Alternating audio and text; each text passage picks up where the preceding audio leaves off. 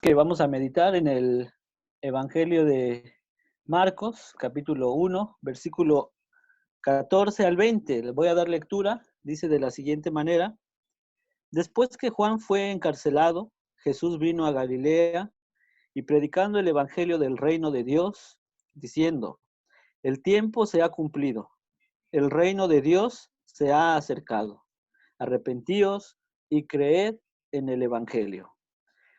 Andando junto al mar de Galilea, vino a Simón y Andrés, su hermano, que echando la red en el mar, porque eran pescadores, y les dijo Jesús: Venid en pos de mí, y haré que seáis pescadores de hombres.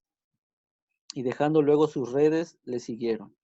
Pasando de allí un poco más adelante, vio a Jacobo, hijo de Zebedeo, y a Juan, su hermano, también ellos en la barca, que remendaban las redes, y luego les llamó, y dejando a su padre Zebedeo en la barca con los jornaleros, le siguieron.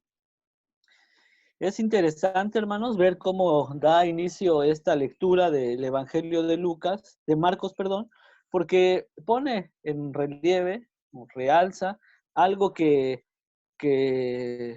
por así decirlo, va a acontecer posteriormente, que en este caso es la muerte de Juan. Sin embargo, previo a la muerte de Juan, habla acerca de Jesús, viene del desierto, y mientras va a cumplir su ministerio, dice el versículo 14 que después de que Juan fue encarcelado, Jesús vino a Galilea predicando el evangelio del reino de Dios. Les decía que es importante esta aclaración que hace el Evangelio de Marcos, porque resalta precisamente dos acontecimientos que son importantes de notar. El primero es de que Jesús va a darle continuidad al mensaje que venía profetizando, en este caso, Juan. Y el segundo es de que tal pareciera que ante los ojos de algunas personas, lo que estaba viviendo Juan, pues era algo terrible, una injusticia terrible. Sin embargo, lo que hace el Evangelio es resaltar que el mensaje, o que en este caso la promesa de Dios, estará, estará cumpliéndose incluso cualquier circunstancia que se presente, ¿no? Es decir, que nada escapa del control del Señor. Todo está bajo un propósito. Y si así ha pasado, es porque en este caso Dios lo ha permitido. Y precisamente nos ayuda a entender también las circunstancias que vivimos nosotros en este tiempo, ¿no? Nada escapa de la mano del Señor. Lo que el Señor ha dicho, el Señor lo ha de cumplir. Por eso, cuando nosotros leemos aquí en el Evangelio de Marcos, nos damos cuenta de que después de que da inicio este acontecimiento que narra el versículo 14, comienza algo importante. Dice el texto que empieza el tiempo, o da continuidad al tiempo que ha venido y que se ha hecho presente, en este caso, como un cumplimiento. Lo que estamos hablando es acerca de aquella buena noticia que se había dado con los profetas del Antiguo Testamento y que ahora viene a hacerse, por así decirlo, realidad. Encontramos palabras como las buenas nuevas, que sin duda alguna nos ayudan a entender ese sentido, ¿no? La buena nueva significa el evangelión o el evangelio, que es un mensaje predicado, una buena noticia, un mensaje que viene a dar esperanza a una sociedad. Era, de hecho, el propósito cuando se hablaba acerca de las buenas noticias en aquella época, pues sin duda se daban para que la gente estuviera entusiasta. Sin embargo, en el caso del texto, como leemos, nos damos cuenta que el Señor viene para predicar, para anunciar ese gran acontecimiento.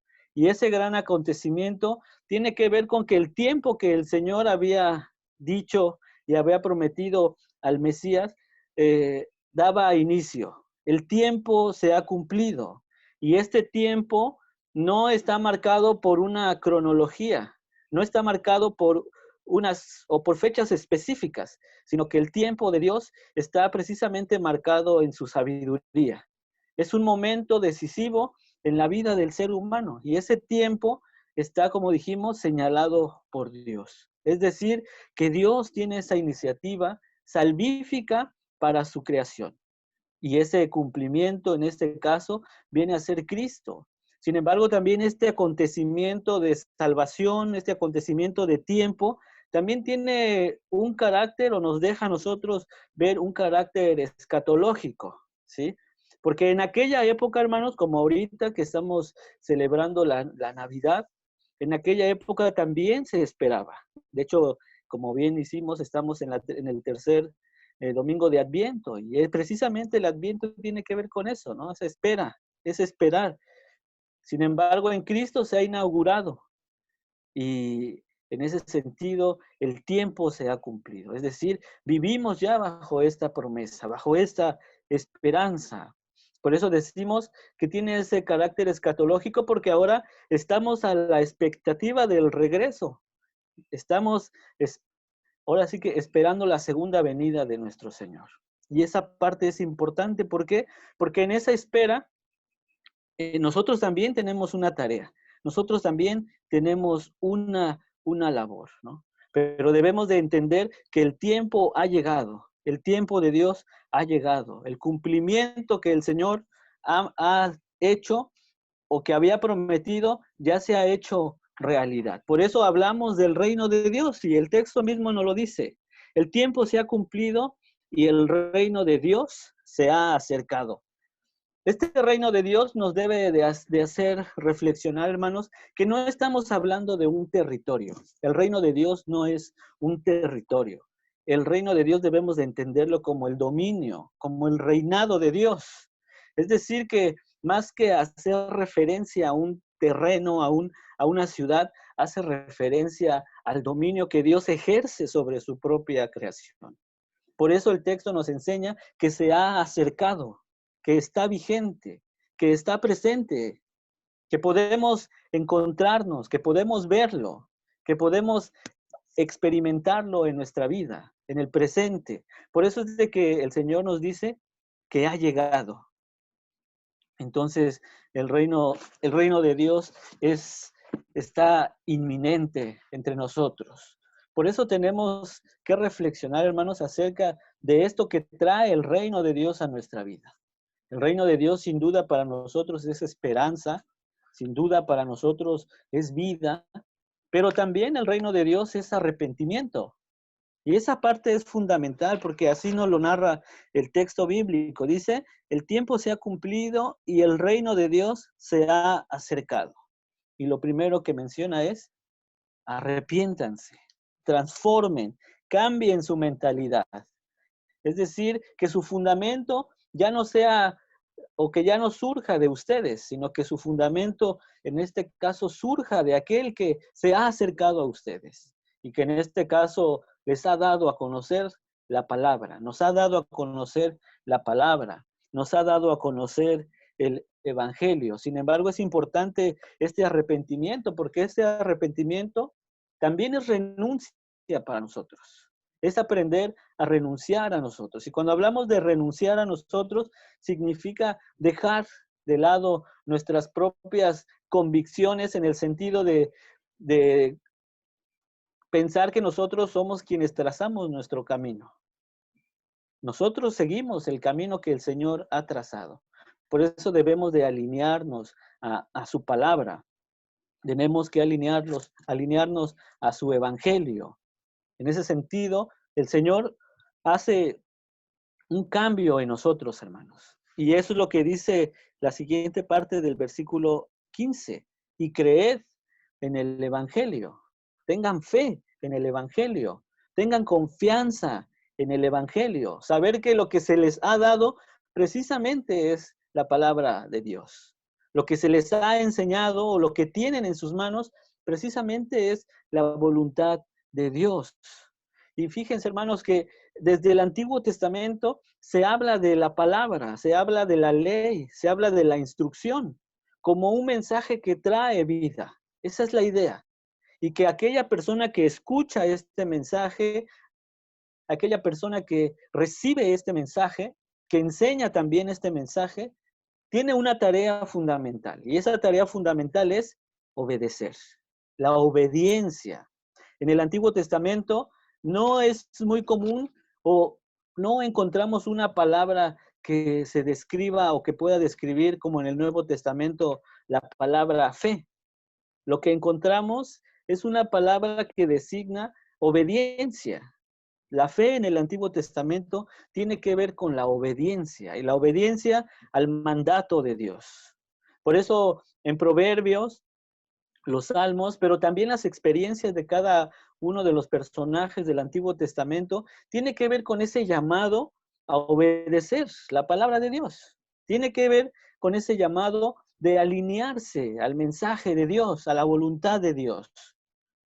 Por eso es de que es importante que veamos que el texto bíblico señala que tenemos que creer en el Evangelio. De hecho, en la confesión y en los catecismos vemos que nuestra regla de fe y conducta como iglesia reformada, pues es la palabra de Dios. Sin embargo, no solamente como una teoría, no solamente como un concepto, sino también como una experiencia. Y ahí es donde a veces fallamos, porque sabemos que tenemos que ser guiados por la palabra, pero a veces en la práctica es donde nosotros pues ya no nos alineamos a esta idea, a esta forma de pensar. Entonces es importante eso, hermanos. Y de igual manera es importante señalar precisamente lo que dice el mismo evangelio, o la forma en cómo leemos el mismo evangelio, que viene aquí remarcado por el evangelista Marcos. Porque en otros evangelios encontramos el evangelio de Dios, el evangelio del reino, el evangelio de Jesús. Sin embargo, en Marcos solamente encontramos el evangelio. Y que esto nos ayuda también a reflexionar que las comunidades a las que se les escribe el evangelio de Marcos entendían bien este sentido ya de evangelio, como de palabra, como de vida, y sabían que hacía referencia a esta instrucción divina. Igual nosotros al escuchar la palabra evangelio, sabemos que nos referimos a Cristo, sabemos que nos referimos a las escrituras, pues el Señor es la palabra hecha carne. Y esto es importante, hermanos, que lo detallemos, porque en los siguientes versículos, esta imagen, estas expresiones, esta información que el Señor les está dando, se tiene que convertir en una realidad para las personas que escuchan ese mensaje. Es decir, tal parece que el Señor está preparando el tiempo, está preparando el momento para hacer ver que el Señor viene a buscar discípulos, el Señor viene a buscar personas que puedan ser importantes para el reino de Dios, que sean importantes y fundamentales para extender este reinado de Dios, para anunciar este reinado de Dios. Y de hecho ese es el sentido, ¿no? Anunciar, llevar esta buena noticia, esta gran noticia. Creo que es la mejor noticia que podemos recibir. Más en este tiempo de pandemia, ni siquiera el hecho de que ya haya una vacuna o el hecho de que pueda llegar la vacuna inmediatamente, esa no es la buena noticia, aunque nos alegramos. Sin embargo, la buena noticia tiene que ser siempre el Evangelio. Cristo es la buena noticia, hermanos. Y eso es lo que anunciamos nosotros. O en esta temporada que escuchamos, es Navidad, es tiempo de alegría, es tiempo de paz, es tiempo de amor. Sin embargo, si en ese tiempo, o si en este tiempo el Señor no está presente en nuestra vida, no puede ser un tiempo con esas características. Entonces sí es de remarcar que tenemos una tarea fundamental. Y esa tarea fundamental es de hacer visible esta buena noticia como un mensaje transformador y un mensaje salvífico. Y les decía, estas actitudes que nos enseña nuestro Señor Jesucristo o esta instrucción que Él está dando, también a Él le hacen caminar, le hacen ver. Dice el versículo 16, andando junto al mar de Galilea, veo a Simón y a Andrés, su hermano, que echaban la red en el mar porque eran pescadores.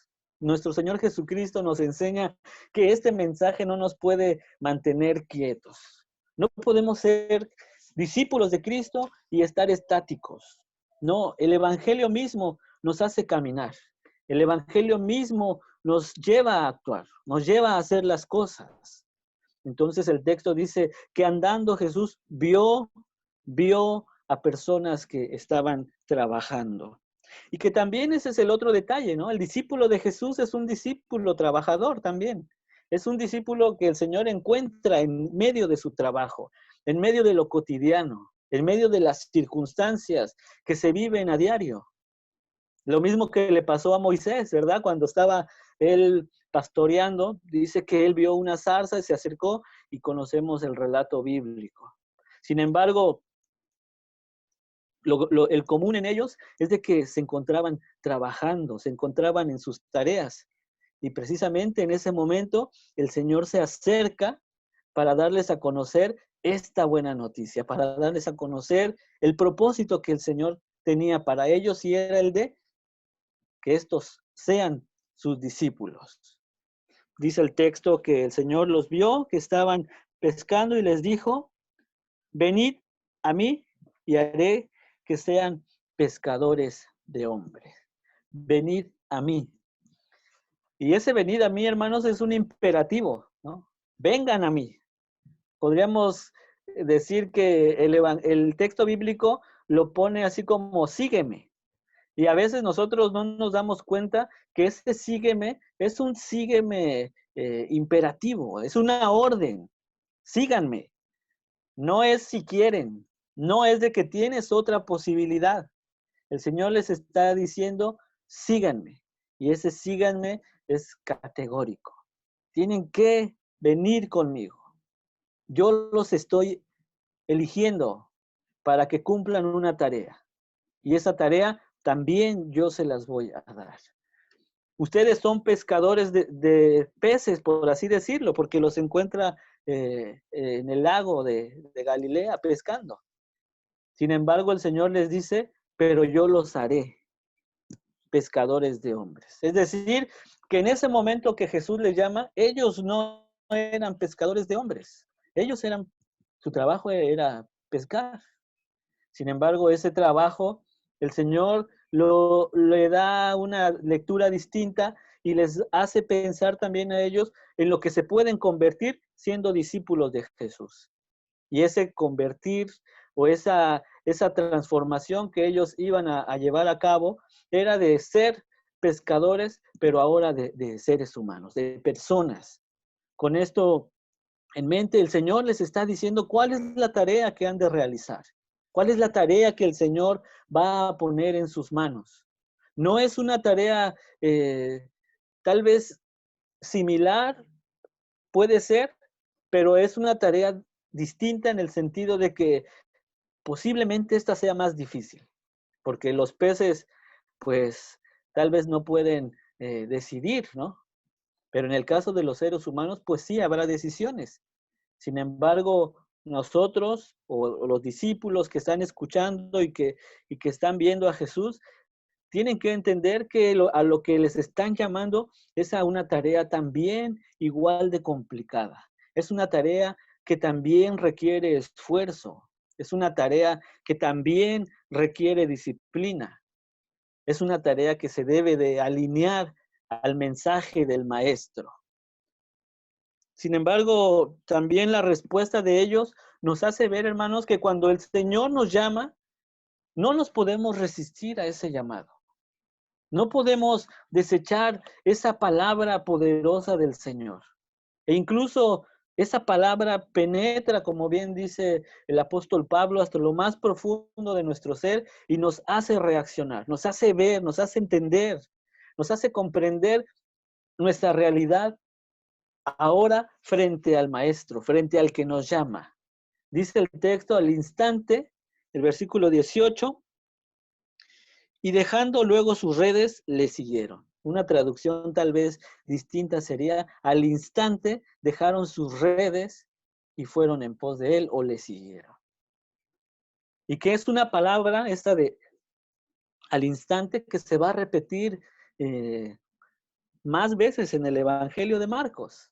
Una palabra, por así decirlo, favorita de él, del evangelista. Pero es una palabra que a nosotros nos ayuda a ver, hermanos, nos ayuda a entender la inmediatez del evangelio.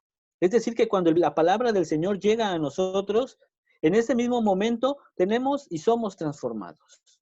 Somos transformados porque es una palabra poderosa. Pero si somos transformados, si somos llamados, esta palabra nos va a hacer voltear a ver al Señor de manera inmediata. Y podríamos decir que en nuestra tradición nuevamente reformada tenemos una palabra, ¿no? O una doctrina o una enseñanza que es la gracia irresistible. Pero podríamos platicar o hablar de eso después. Sin embargo, en este momento el texto nos deja ver que los discípulos que escucharon lo siguieron. Dejaron todo, hicieron a un lado todo y fueron en pos del Señor. Y después, en el versículo 19, nos dice que también encontró a otros, a Jacobo, hijo de Zebedeo, y a Juan. Y también ellos remendaban sus redes. Es decir, también ellos estaban trabajando. Y dice que el Señor los llamó y dejando a su padre, les siguieron. Ellos también estaban trabajando, esos discípulos, como mencionamos hace un momento. Sin embargo, hermanos, aquí lo que tenemos que resaltar en este versículo es de que en la tradición judía se supone que el hijo mayor era el responsable del padre. Una vez que el padre ya no pueda trabajar, el hijo mayor era el que tenía que hacerse cargo de todas las tareas y tenía que velar por el sustento del padre. Si el hijo mayor se negaba, pues era una deshonra, porque culturalmente el primogénito era automáticamente el que estaba elegido para llevar a cabo esa tarea. Sin embargo, aquí el texto nos deja ver algo, dice que dejaron todo, incluso a su propio padre. Entendiendo que esa tarea que van a llevar a cabo desde el inicio es una tarea escandalosa. Desde el inicio tiene dificultades. Desde el momento en el que el Señor nos llama, ese llamado no es acorde a los principios que el mundo establece, sino es acorde a los principios del reino, del reinado de Dios, del gobierno de Dios. En ese sentido, hermanos, cuando nosotros comenzamos a leer la palabra y empezamos en ese seguimiento, nos damos cuenta que muchas veces ser seguidores de Cristo, como dice también Santiago, nos convierte en enemigos del mundo, en enemigos de las circunstancias que se presentan día a día. Pues, ¿cómo no va a ser si también la misma palabra nos enseña que como iglesia somos la sal, somos la luz? En ese sentido, nosotros tendríamos y tenemos esa tarea de ser distintos, esa tarea de mostrar esta buena noticia que es vigente, que es poderosa, este mensaje, este evangelio que es poderoso, que sin duda el Señor sigue haciéndose presente, sigue transformando vidas. Y la muestra de esa transformación, la muestra de ese poder, precisamente, hermanos, somos nosotros. Por eso, como discípulos de Jesús, tenemos una tarea de ser también pregoneros de la buena noticia. Este discipulado, sin duda alguna, tiene un costo para nosotros. Lo recibimos de manera gratuita, pero el ser discípulo siempre conlleva un costo. Sin embargo, hermanos, tendríamos nosotros que asumir esa responsabilidad sabiendo y creyendo en el Evangelio. Por eso les decía que el versículo 14 comenzaba diciendo que Juan fue encarcelado. Ya en el capítulo 6 de Marcos vamos a ver que Juan es decapitado. Entonces el mensaje, sin embargo, el mensaje continuó. Él simplemente fue un eslabón en esta continuidad de esa palabra poderosa. Y de esa misma manera, hermanos, nosotros somos esos eslabones, esa continuidad de esta palabra poderosa. El Espíritu es el que nos sustenta, nos da la fortaleza, nos guía, nos va transformando, Pero nosotros tenemos que seguir también aprendiendo, tenemos que seguir adelante conscientes precisamente de eso, de que el Espíritu está con nosotros, de que el Espíritu es el que nos guía, es el que nos hace ver, el que nos hace comprender esto, que no somos proyectos ya concluidos, sino que es necesario que estemos constantemente acercándonos al texto bíblico, no solamente para saberlo, sino para obedecerlo, para llevarlo a cabo. ¿Por qué? Porque en medida que nosotros llevamos a cabo esa obediencia a esa palabra, hermanos, pues también esa obediencia confronta la realidad, confronta las injusticias que se viven hoy día, confronta el temor a la incertidumbre. Ante tantas malas noticias, el Evangelio es una buena noticia. El Evangelio trae esperanza. El Evangelio trae gozo. El Evangelio trae paz. Cristo mismo es el Evangelio y trae amor, hermanos. Pero para eso también nosotros debemos de creerlo. Si como discípulos de Cristo no lo creemos, pues todo nuestro alrededor va a estar en la misma situación. Sin embargo, si nosotros asumimos ese discipulado, asumimos ese costo, vamos a entender, hermanos, vamos a ver las poderosas obras que el Señor sigue haciendo. No por nosotros, sino porque el Señor actúa por sí mismo, para gloria de su nombre.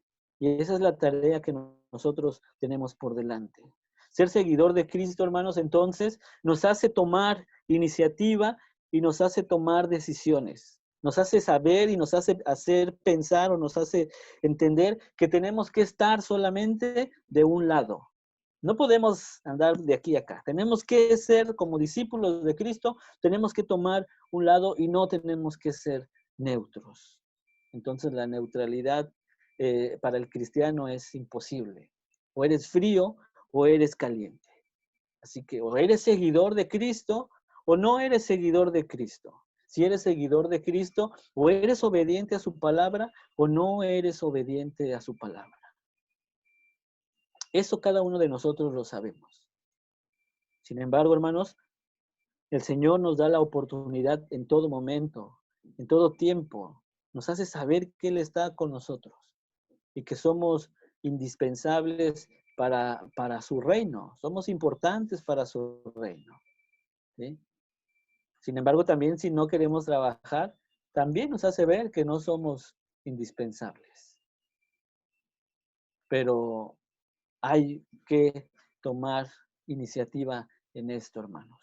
Así que con esto terminamos, hermanos, diciendo lo que con la última palabra que dice en el versículo 20, le siguieron. Después de todo esto, le siguieron. Después de leer esta porción, después de reflexionar este tiempo, también nosotros le seguiremos. Y si le seguiremos, hermanos, el Señor también nos hará ver, nos hará entender, nos hará comprender nuestra realidad y también Él mismo transformará esa realidad. Dios te bendiga, hermano, y que el Señor sea contigo. Vamos a orar. Padre, gracias, Señor, por tu palabra. Gracias, Señor, porque sin duda alguna creemos, confesamos, Señor, que eres un Dios poderoso. Confesamos, Señor, que eres un Dios transformador. Y sabemos, Padre, que el llamado que tú nos haces, porque así leemos en tu palabra, Señor, implica eso, obediencia, implica eso, renuncia, Señor. Sabemos que no son sencillos, Señor, estos pasos, pero rogamos, Señor, que seas tú el que nos fortalezca, que nos des la fuerza, Señor, que nos des la voluntad, Padre, la decisión, que podamos nosotros entender y asumir, Señor, que estas tareas que tenemos son indispensables para tu reino, Señor. Ayúdanos, Padre, a no callar, ayúdanos a compartir esta buena noticia y, Padre, que podamos ser conscientes de esto que has puesto en nuestras manos, Señor. Bendice a tu iglesia, Padre. Dale fortaleza, dale la certeza, Señor, de que Tenemos que seguir adelante, que esto no nos detiene, Padre, al contrario, esto nos ayuda a tomar, Señor, iniciativa para poder con mayor ímpetu, Señor, compartir esta gran noticia que eres tu Padre. Gracias, Señor, por la vida de tu pueblo. En Cristo Jesús te agradecemos. Amén. Que el Señor les bendiga, hermanos.